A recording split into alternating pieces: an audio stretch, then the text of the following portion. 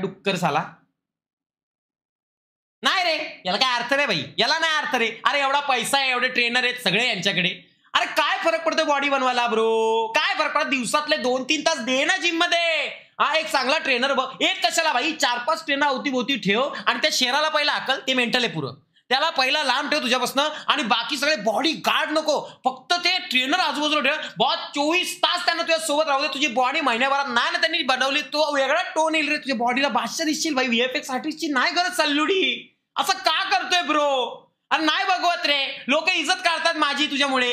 बघा अरे तुझा सलमान बघितला असा ढेबऱ्या झालाय, तुझा सलमानचं पोट बघ कसं आलंय, अरे तुझा सलमान असं आलाय. म्हणजे लोक इज्जत करतात. लोक शाहरुख खानची नावं घेतात, याची नावं घेतात, त्याची नाव घेतात. सलमानचं नाव कोण घ्यायलाच मागत नाही रे. बॉडी आयकॉन ना तू. अरे एक टाइम होता तुला बघूनच लोक बॉडी बिडी बनवायला लागलेत. तुला बघून लोक शिकलेत गोष्टी ना. तू असं ढेबरा आल्यात म्हणजे ती लोक आता काय करत, त्यांनी पण ढेबरा व्हायचं. मी पण माझा पोट सुटू देऊ, हा माझा अंग लोंबू देऊ, काय करायचा विषय भाई?